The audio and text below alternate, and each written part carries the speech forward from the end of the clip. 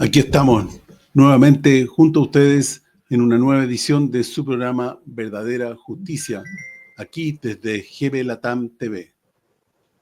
Como siempre les decimos o les pedimos que se suscriban al canal GB Latam TV y que pinchen la campanita de manera tal de que la plataforma les avise cuando se sube un nuevo video, especialmente importante en estos tiempos, que son los tiempos finales. Como siempre nos acompaña desde Buenos Aires nuestro querido amigo, el investigador Jorge Costa. ¿Cómo estás, Jorge? Buenos días, Claudio. Buenos días y nuestro respeto a todos los oyentes. En este mes, finales del mes de noviembre del 2025. Así es.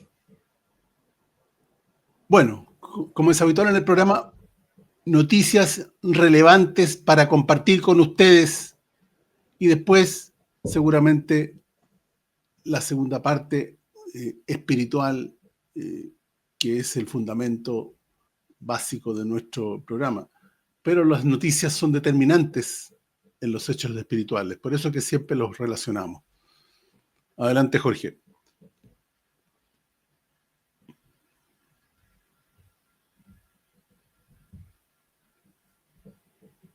Bien, Claudio. No nos olvidamos de Gaza porque lento, pero sigue el genocidio. Vamos a ver un informe de 1 minuto.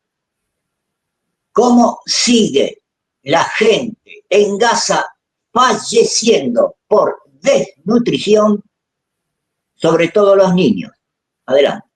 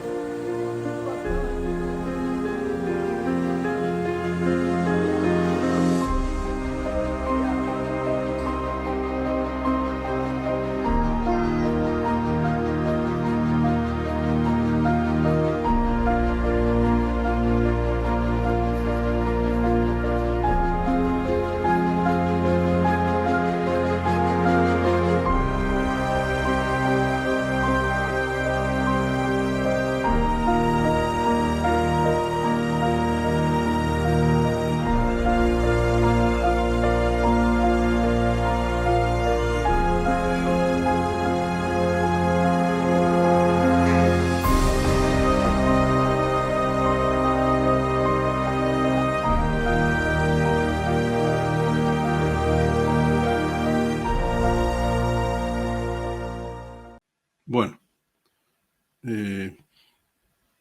quisiera guardar el comentario para después del otro video. Bien, Claudio, como vemos, se sigue disparando a la población civil en Gaza, por más que nos hablen de paz. Precisamente, vamos a ver un segundo informe de la cadena Al Mayadin en español, que nos dice: Estados Unidos, que es el mismo país que se intenta posicionar como artífice de la paz en la Franja de Gaza, envió a Israel el avión número 1000 con suministros militares para la guerra y el genocidio en la Franja de Gaza y en la región, o sea, en Medio Oriente. En 2 años, Estados Unidos ha enviado por aire y mar más de 120.000 toneladas de equipos bélicos a Israel. ¿Por qué el informe dice para la guerra? Porque no hace mucho Israel se trenzó en guerra con Irán. Y el genocidio está claro. Lo vemos.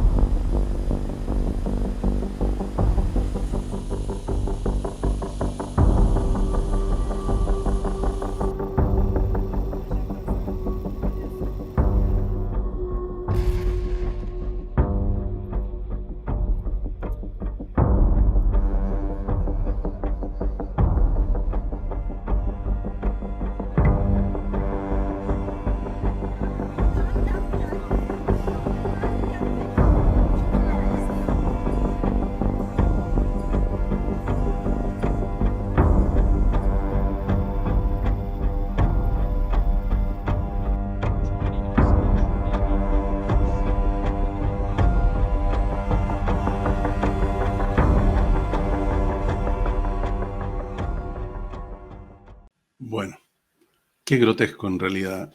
Los dos videos son muy decidores.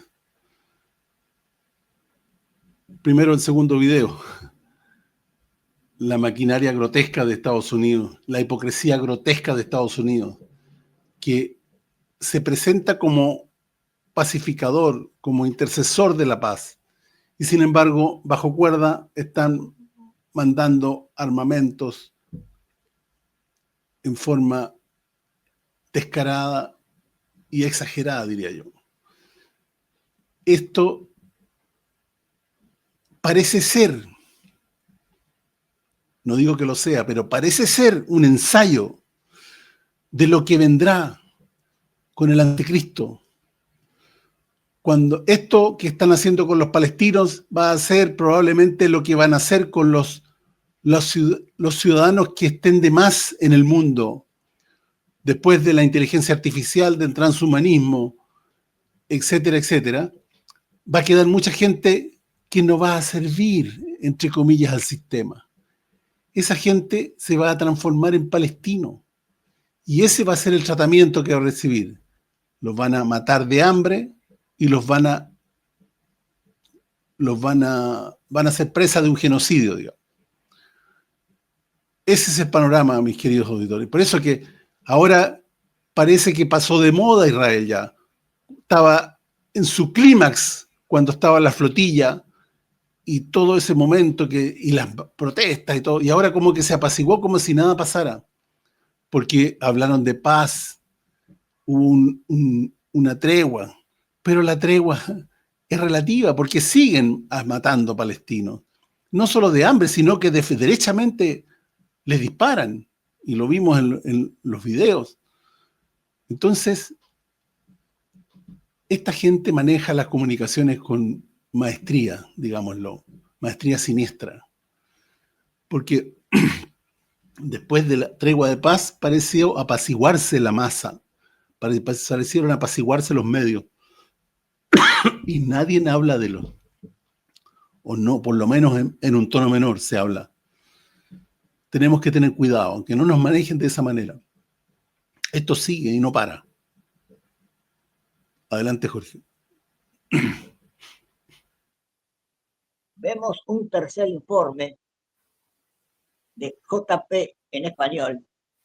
Israel promueve la pena de muerte. El Parlamento de Israel ha aprobado en primera lectura una ley que permitirá la pena capital contra palestinos. Esto es una extensión del sistema de apartheid y su brutal ofensiva sobre la Franja de Gaza. ¿Por qué en primera lectura? Porque creo que para ser ley deben ser 3 lecturas. En la primera lectura que hicieron, se aprobó. Vemos el informe. Mírenlos a estos terroristas palestinos. Reciben las condiciones mínimas, pero aún queda mucho por hacer. La pena de muerte para todos ellos. Este es Itamar Ben-Gavir, el ministro israelí de Seguridad Nacional, quien se le ve repartiendo dulces y saltando de alegría, luego de que el Parlamento aprobara en primera lectura una ley que impulsa la pena de muerte para palestinos. La imagen rápidamente generó indignación a nivel internacional al ver al ministro celebrando la muerte. Se aprueba en primera lectura ley para la pena de muerte contra los terroristas y volverá a comisión para su respectivo debate. El proyecto de ley supuestamente busca autorizar la pena de muerte para palestinos que priven de la vida a israelíes por motivos nacionalistas, pero no a israelíes que ultimen a palestinos. Sus promotores, el círculo más cercano del primer ministro Benjamín Netanyahu. Si se aprueba este proyecto de ley, sería el más importante de la historia de Israel. Todos los terroristas lo sabrían y los simpatizantes del terrorismo que estaban aquí también saben lo que determinaría. La votación en el Pleno del Parlamento fue de 39 a favor y 18 en contra. Este resultado marca solo la primera de 3 lecturas necesarias para que la ley entre en vigor. La ley de pena capital contra palestinos expone la falsedad de la supuesta democracia israelí y su rostro inhumano ante el mundo. Si se aprueba completamente, Israel pasaría a ser uno de los pocos países que aplica la pena de muerte, práctica que solo se ha usado en casos excepcionales como el juicio de Adolf Eichmann tras el Holocausto en 1962. Organizaciones palestinas califican esta ley como una grave escalada en las violaciones de derechos humanos de Israel contra los palestinos, incluidas ejecuciones extrajudiciales. El proyecto jurídico también busca imponer la pena de muerte en Cisjordania de manera obligatoria, lo que constituiría una violación del derecho internacional en los territorios ocupados. El mundo no reconoce el hecho de que Israel está desplazándose hacia un verdadero fascismo y una dictadura. Palestina calificó la ley como una nueva forma de exterminio y criminalidad israelí. A su vez, el mundo la ha visto como la continua impunidad del sistema de apartheid israelí y su ofensiva en Gaza. Esta ley constituye una extensión del enfoque racista y criminal del gobierno sionista y un intento de legalizar el asesinato sistemático y masivo contra el pueblo palestino. Mientras Ben Gvir celebra con caramelos, el mundo observa con inquietud la dirección que puede tomar la justicia en Israel y los efectos que esto tendrá sobre la ya frágil situación contra el pueblo palestino. Si quieres saber más sobre la política de exterminio que ejecuta Israel contra palestinos, te invitamos a ver este video.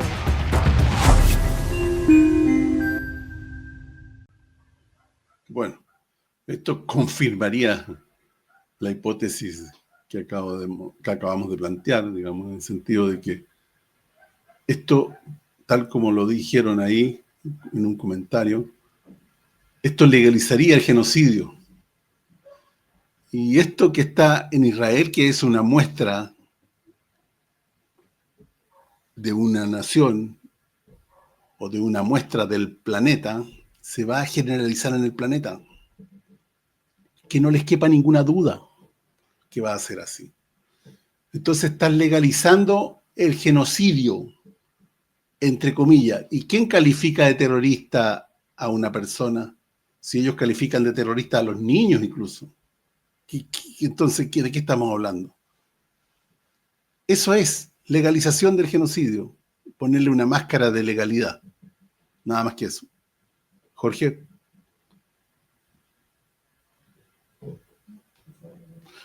Bueno, parece que Jorge se nos fue un ratito, pero seguramente lo tendremos en el aire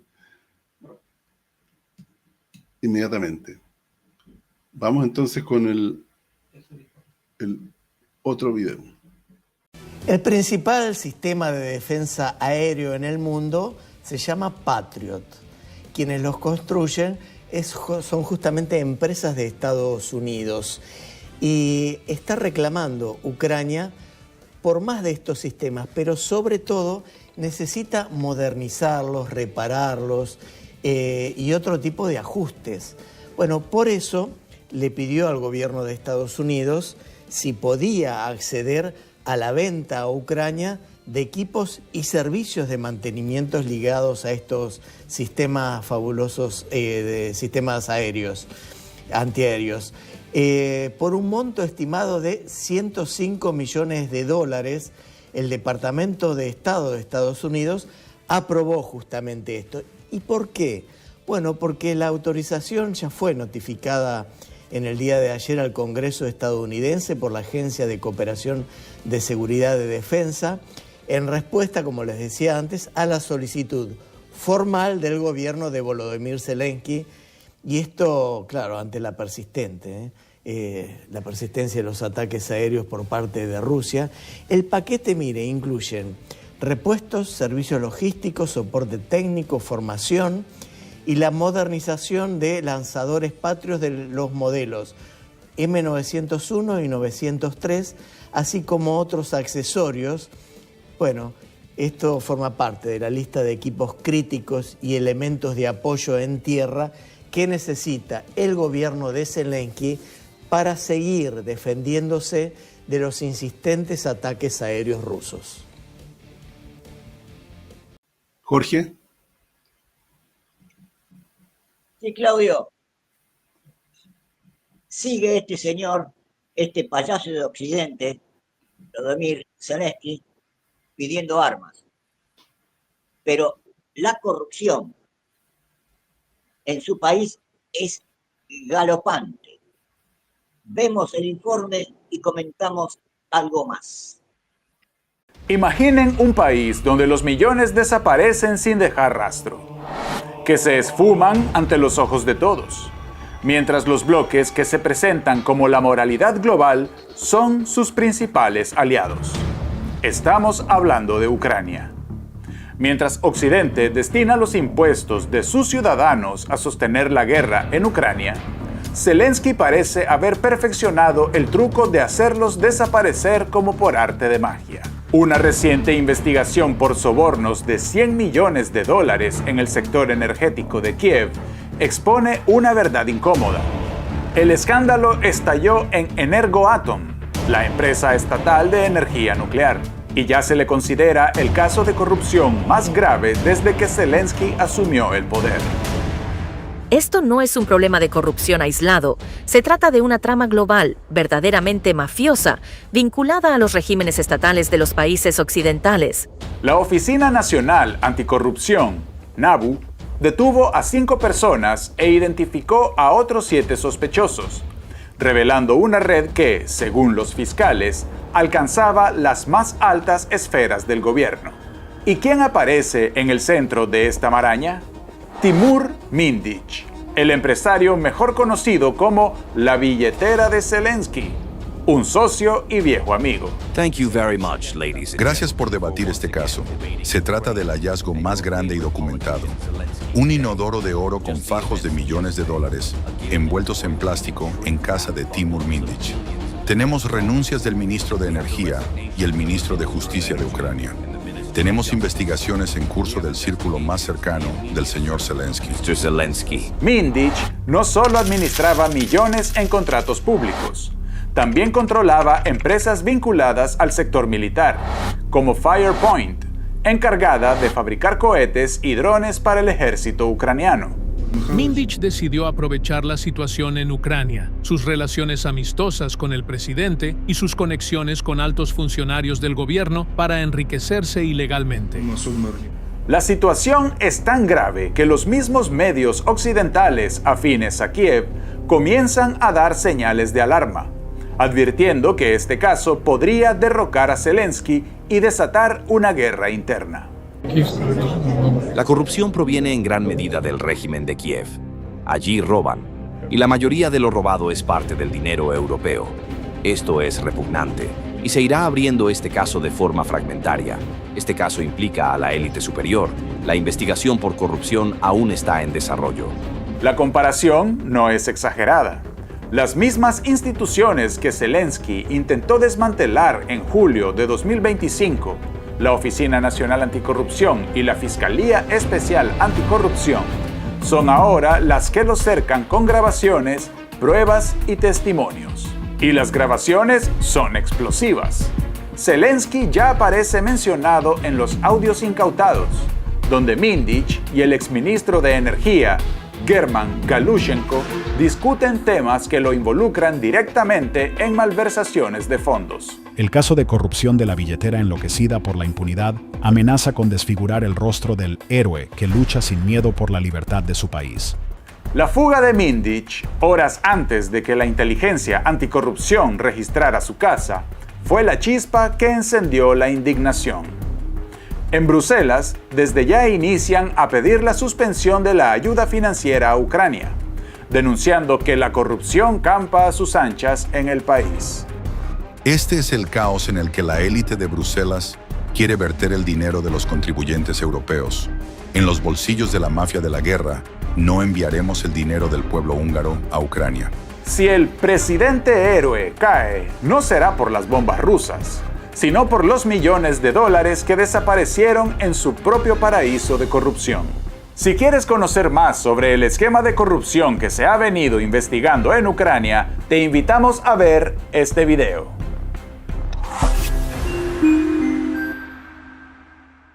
Bueno, queridos telespectadores, hemos visto en estos dos últimos videos, por un lado, el gobierno de Zelensky pidiendo 105.000 millones de dólares. Y por otro lado, en el segundo video, el escándalo de la corrupción que hace de alguna manera desistir a los europeos, que son los que están financiando hoy día las armas, que aunque las compran en Estados Unidos, son con dinero europeo. Estados Unidos es muy hábil. Se sale para un lado, pero le sigue comprando armas a él. Bueno,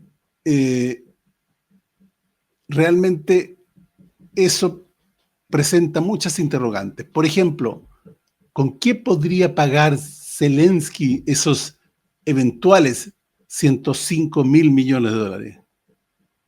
Cuando cada día le queda menos Ucrania.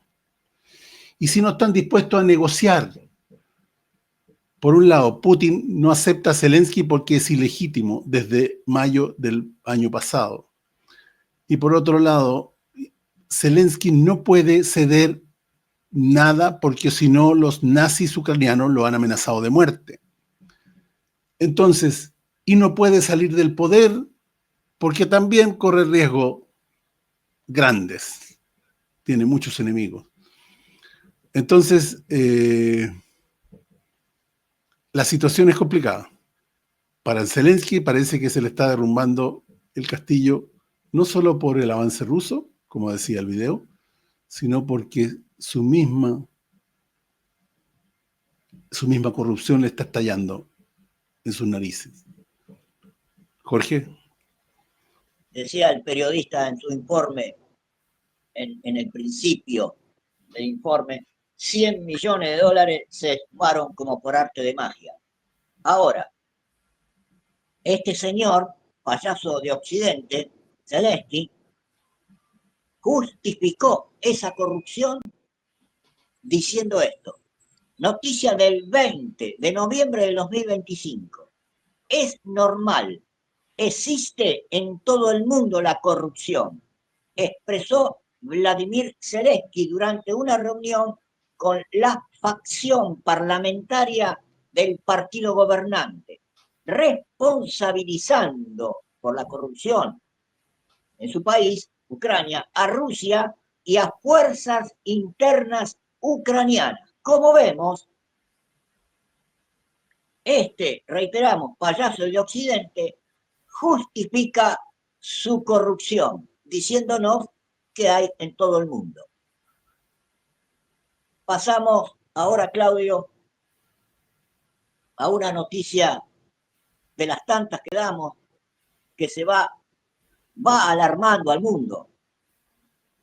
Noticia del 20 de noviembre del 2025.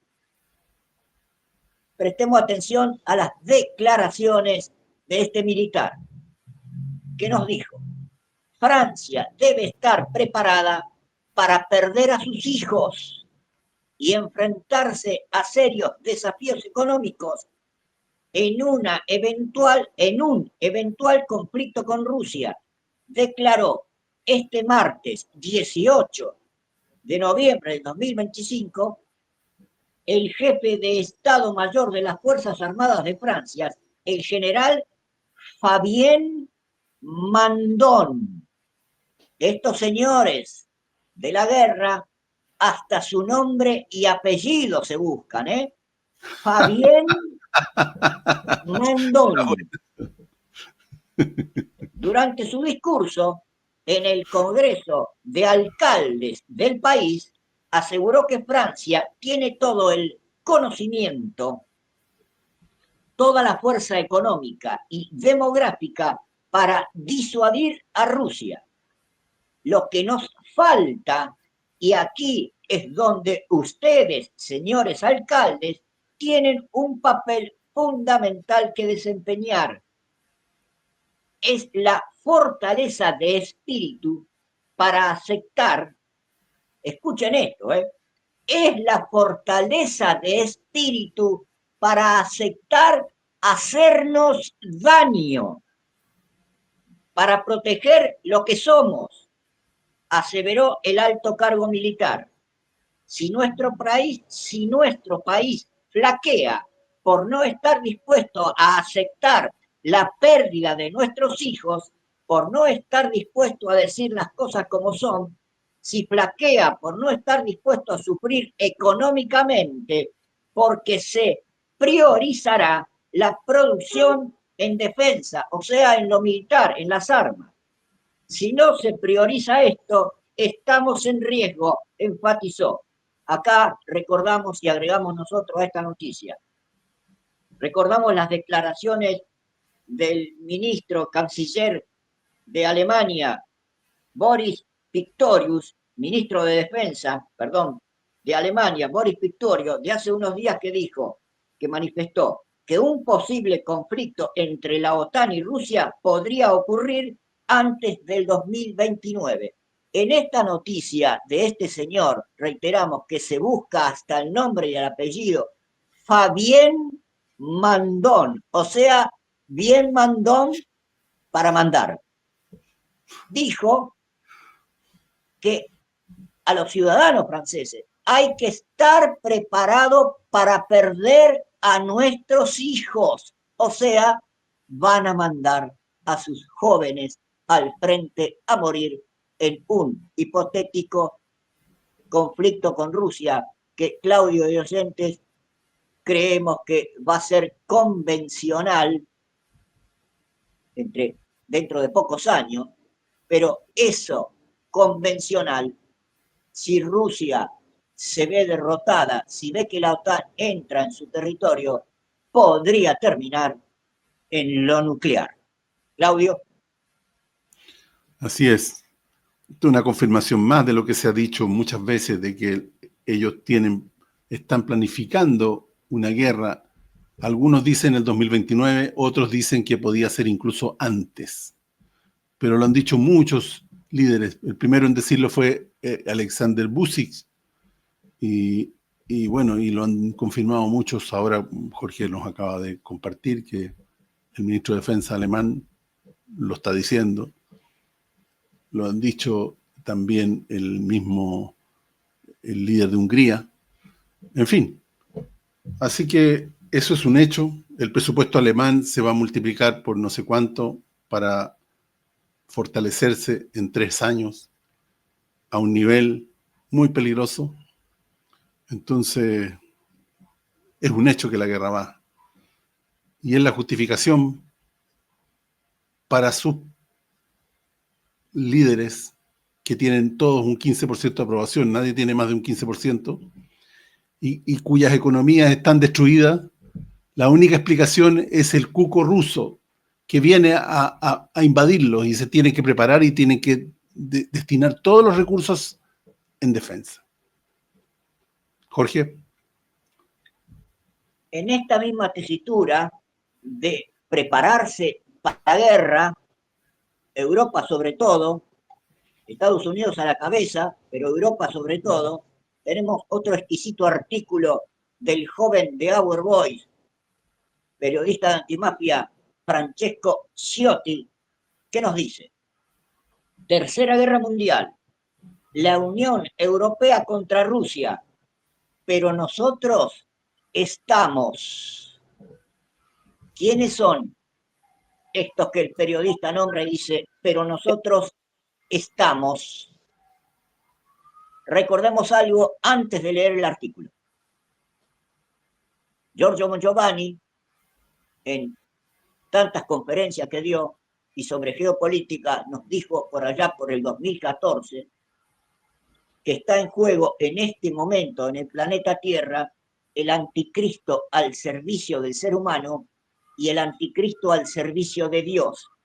Dos fuerzas anticrísticas que se contraponen. El anticristo al servicio del ser humano es el occidente con su libre albedrío.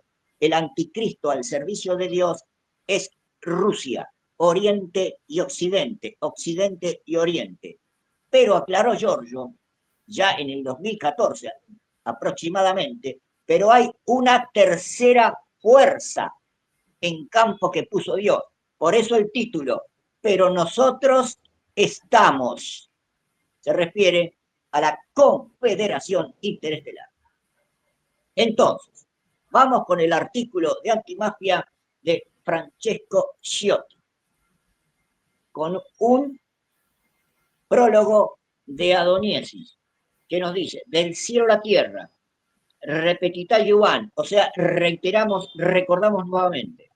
Adoniesis les recuerda a todos: estáis al borde del abismo. Las mentes de los poderosos están infectadas en un 95% por el Harvard, que es la plaga de las neuronas del cerebro, este virus que va comiendo de a poco las neuronas cerebrales. Reitero, las mentes de los poderosos están infectadas en un 95% por el virus del Harvard, la plaga de las neuronas del cerebro, y sus espíritus están en manos de los demonios más malvados del universo. Leed los mensajes relacionados y lo entenderéis todo. Si no queréis entender ni creer, peor para vosotros. Nosotros, dice Adoniesis, solo salvaremos lo salvable: los niños, los buenos, los juntos, los justos y los elegidos. Leed, meditad y deducid. Paz, Adoniesis, 14 de noviembre del 2025. Y ahora sí vamos de lleno con el artículo de Antimafia titulado Advertencia sobre la Tercera Guerra Mundial, Europa contra Rusia. La declaración conjunta del G7 alinea a Washington, o sea, Estados Unidos, con las posiciones europeas, nos dice Francesco Ciotti, no al reconocimiento de los territorios ocupados. Se refiere a Zaporizhia, Lugansk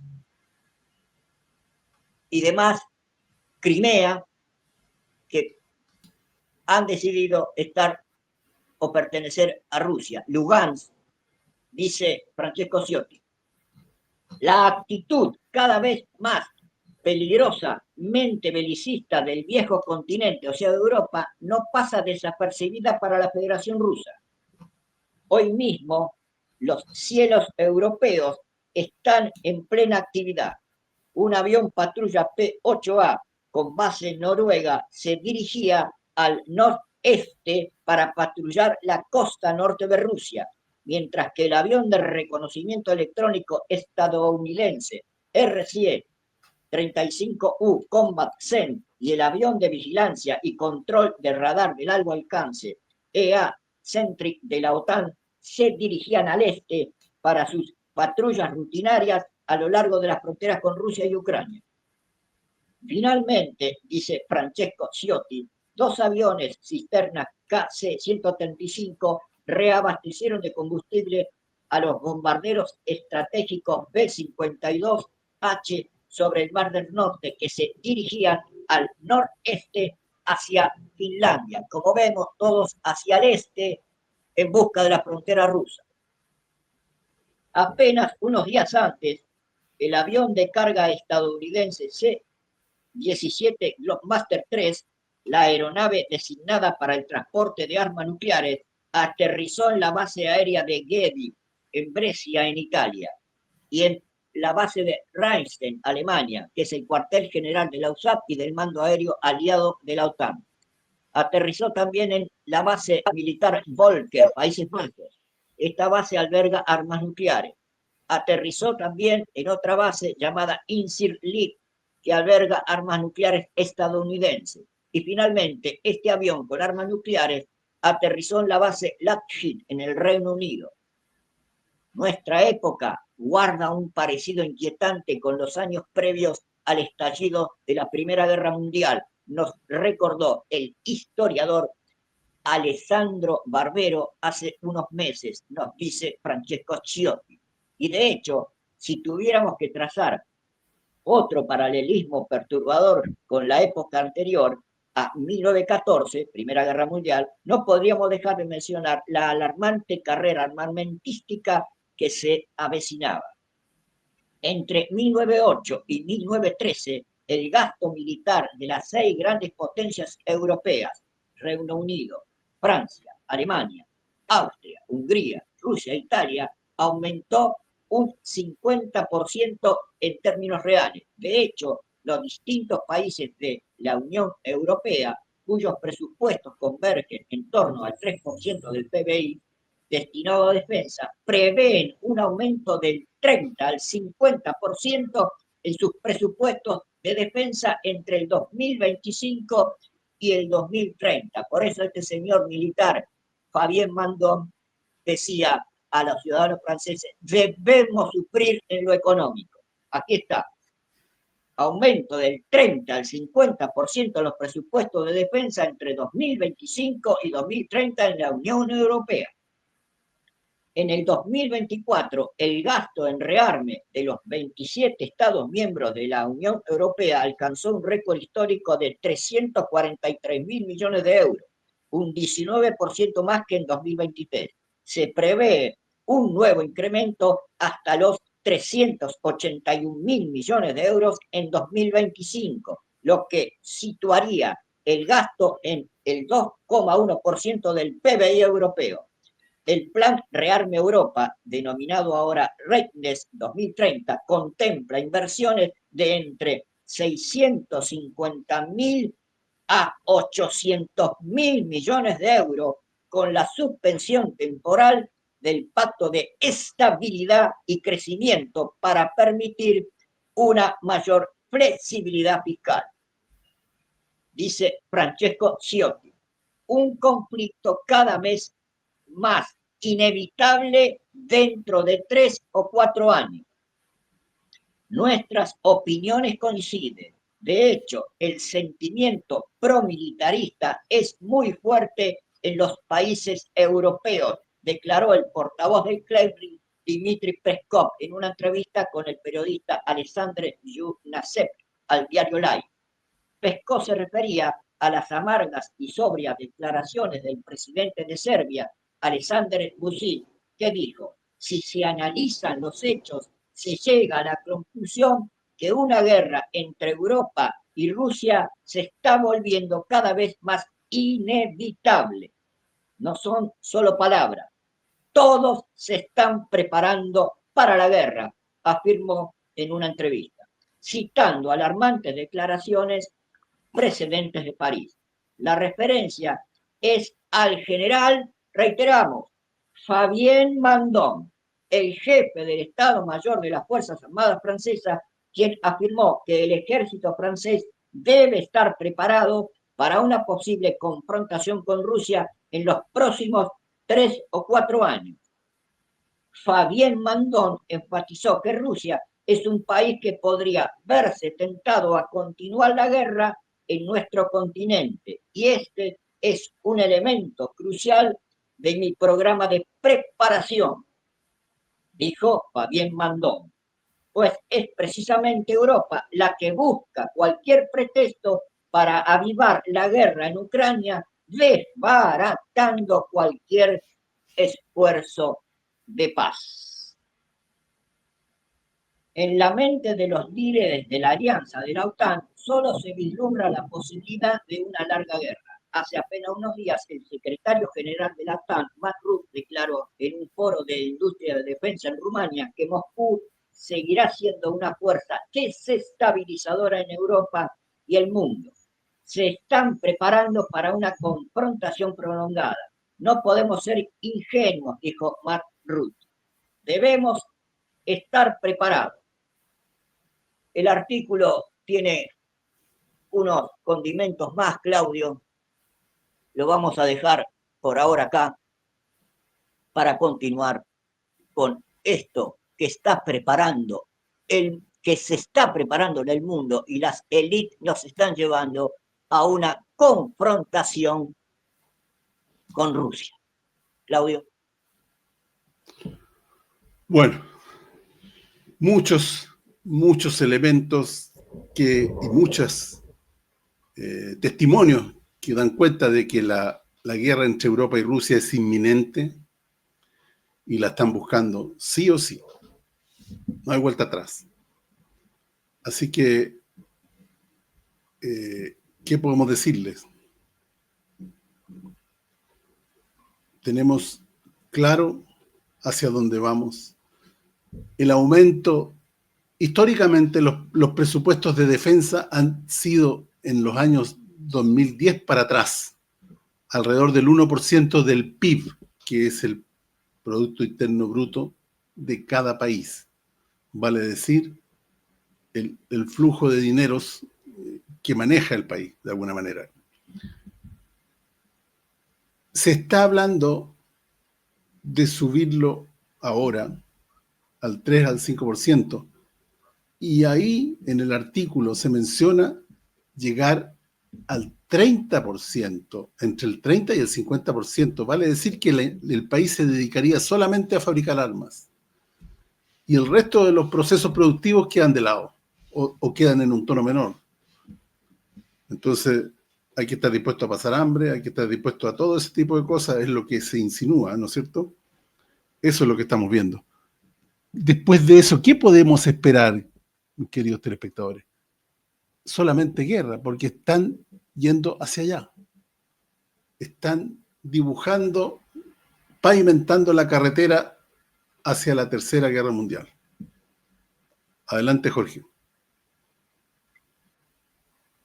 Bien, pasando ya de pleno a la parte espiritual del programa, vamos a publicitar, a dar a conocer un libro que se acaba de publicar con las recopilaciones, mensajes para hoy de este genio solar llamado Adoniesis el Inmortal, hoy más presente que nunca entre nosotros. Vemos ahí la portada del libro, vemos dónde se lo puede leer, ¿no? Del cielo a la tierra.com y de bongiovanifamily.com o .it. ¿Querés agregar algo, Claudio, a esto? Importante revelación, importante en esta etapa de lo que nosotros llamamos los tiempos finales, el desarrollo de la parte final del Apocalipsis, que está en pleno, el anuncio de las 7 plagas, con una certeza absoluta de los eventos que van a ocurrir. Es importantísimo tener este material a su alcance. Así que por eso que lo mencionamos, mis queridos telespectadores. Adelante, Jorge. Ahora vamos a un corto de Giorgio, pero antes, para el oyente, hacemos una premisa. Giorgio va a hablar de las bodas de Caná.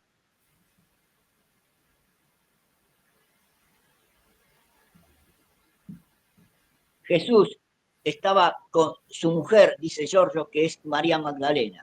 Recordemos que María Magdalena es el alma gemela de Jesús, o sea, María Magdalena es Jesús en femenino. En esta boda de Caná, la madre de Jesús le pide de convertir el agua en vino. Ahí vamos a ver el primer milagro, lo que llamamos milagro de Jesucristo. Recién Jesús estaba empezando su evangelio, estaba empezándose a dar a conocer. Entre los invitados también estaba Juan el Bautista, que era su primo. Cuando su madre le pide a Jesús de convertir el agua en vino, Jesús le contesta: mujer, mi hora todavía no ha llegado. ¿Por qué le contestó esto? Porque Jesús solo debía beber el vino en la última cena, que ahí sí su hora había llegado. Porque debía ir a su crucifixión en el Gólgota para redimir a sus amigos y a todos los que creían en él.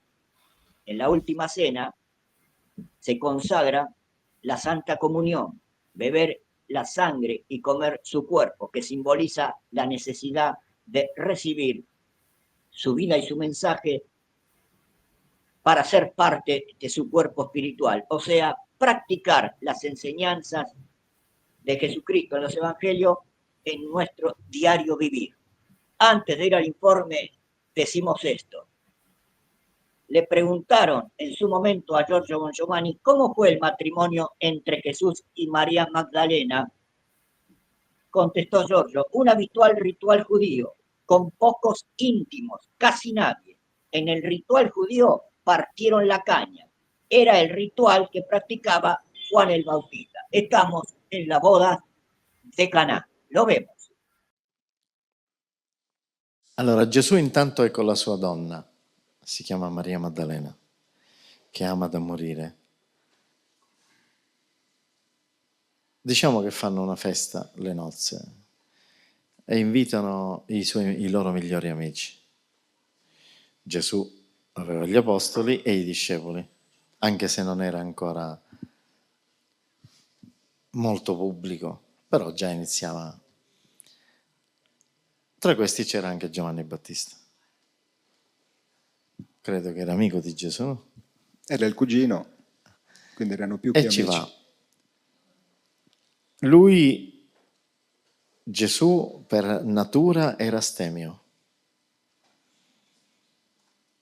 Quindi la risposta alla mamma è molto logica. Non è venuto il mio momento. Si riferiva all'ultima cena.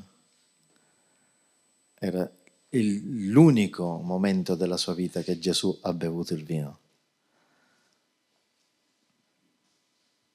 Perché doveva dimostrare che il sole si fa carne e sangue, nell'uva e nel grano. Ed è lui che si fa carne e sangue. Mangiate il mio corpo, bevete il mio sangue, il sole, che con il solstizio d'estate matura l'uva e il grano.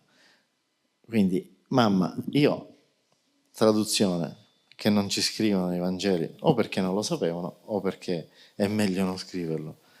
Io non posso fare l'ultima cena adesso. Sto appena iniziando, non è il mio momento, quindi lascia stare. Allora la mamma dice: ma non è perché devi fare l'ultima cena, insomma, sai, gli invitati. Ah, vabbè, se è per questo te lo faccio. Quindi non è stato un equivoco, è stato un messaggio ben preciso, che Gesù gli spiega che il suo momento nel quale berrà il vino è quando fa l'ultima cena e consacra la Santa Comunione. Lì lo beve lui, proprio lo beve, mica si ubriaca, lo beve. Ma mai Gesù ha bevuto vino, quindi lui tollerava chi lo beveva, ma lui era astemio, era contro l'alcol. Invece era carnivoro. I vegetariani se la devono assuppare, Gesù era carnivoro, punto. Invece non era astemio, non beveva nessun tipo di alcol. Anche il Battista era astemio, se sì. Non erro. E quindi fa felice la mamma per gli ospiti che dovevano essere lì. Però la maggior parte degli ospiti, anzi il 100%, erano amici dell'una e dell'altra parte. Questa è la ragione perché ha detto così. Bueno, ahí teníamos un interesante video de Giorgio explicándonos pasajes del Evangelio. Jorge, adelante. Bien, vamos con una lectura de Sonia Lea, donde nos va a situar en fallecer e ir de una dimensión a otra. Recordemos, Claudio, lo que decimos siempre: para entender estos escritos debemos comprender que nosotros somos un espíritu dentro de un cuerpo. Nos dice Sonia Lea: la muerte, puerta dimensional hacia la vida. Es insondable el misterio de la existencia. Va a nombrar a dos personas, a Lea, una que llega y está cumpliendo sus primeros pasos en un cuerpo físico y otra que acaba de partir. Dice a Lea: mientras hoy la pequeña Vera celebra el aniversario de su descenso a esta dimensión, mamá Bianca nace en otra, porque lo que llamamos nacimiento y lo que llamamos muerte no son más que dos portales del mismo flujo cósmico. dos rendijas de la misma corriente de luz que atraviesa los universos. Mamá Bianca era la mamá de Mara Testaseca. Dice Alea, nada termina y nada comienza. Todo simplemente cambia de frecuencia, se desplaza de nivel, migra de una vibración a otra como un rayo que atraviesa distintos cristales y cada uno revela un nuevo color. La encarnación nos permite ver solo un fragmento, un pequeño pliegue del gran tejido multidimensional en que las realidades se superponen como velos transparentes que susurran unas a otras. Pero el cielo, a través de sus mensajeros, ha depositado en el alma de quien los escucha la ley del espíritu, la memoria remota de los mundos invisibles, la capacidad de reconocer aquello que no puede ser visto con nuestros ojos, pero sí percibido en el núcleo más silencioso del ser. Desde esas esferas más elevadas llegan señales sutiles, intuiciones como viento, inspiraciones que rozan la conciencia como pluma de luz, llamados que no tienen voz y sin embargo hablan más fuerte que cualquier palabra. Son puentes etéricos que nos invitan a elevar la mirada más allá del velo y a encarnar las virtudes eternas otorgadas por Cristo y custodiadas por sus mensajeros cósmicos. En este viaje interdimensional nos guía el eterno mutante, principio sin fin que viste los mundos con trajes de luz, que deposita y asume cuerpos como instrumentos de misión, que atraviesa épocas, estrellas e encarnaciones para despertar nuestra identidad primordial, aquella que no conoce fragmentación y late con la eternidad del todo. Dice Alea en su escrito, y cuando dejamos esta dimensión, todo lo que es denso se desvanece como niebla bajo el sol. Riquezas, casas, roles, sentimientos humanos, emociones retenidas, preocupaciones. Cuando fallecemos, todo esto se desvanece. Como dijo el Maestro Jesús, ¿no es acaso más sabio ocuparse de los valores del espíritu que permanecer para siempre en el físico? Por eso, nuestro amado Giorgio Mongioviani, como un mantra, nos recuerda que nada nos pertenece y que todo debe entregarse al cielo. No poseáis, no retengáis, sino utilizad cada cosa como un puente hacia el servicio, realizando el nosotros, que disuelve el yo. Y así la ley revela su secreto. Cuando el alma deposita el cuerpo, esto es cuando se fallece, reitero, cuando el alma deposita el cuerpo, envoltura temporal de nuestro viaje estelar, lleva consigo únicamente aquello que ha hecho eterno, los valores realizados y aquellos no cumplidos, que darán forma a la próxima etapa de nuestra existencia, o sea, a una próxima reencarnación, en esta dimensión o en mundos que ahora solo podemos intuir como un destello tras un velo de luz. Y este infinito entrelazarse de caminos, permaneceremos unidos a quienes amamos, porque el amor no conoce límites ni divisiones. Atraviesa mundos, supera dimensiones, como un antiguo aliento que une las almas más allá del tiempo, la forma y el espacio. Y termina Sonia Alea en su escrito. El amor no contempla barreras. El amor no contempla barreras. Es la frecuencia que reconoce, llama y abraza aquello que es eterno en nosotros, más allá de cualquier velo.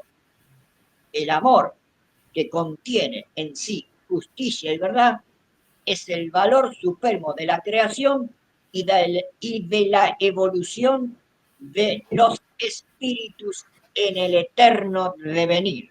Sonia Lea, 19 de noviembre del 2025. Retiramos, Claudio Suciente. Nosotros somos un espíritu dentro de un cuerpo.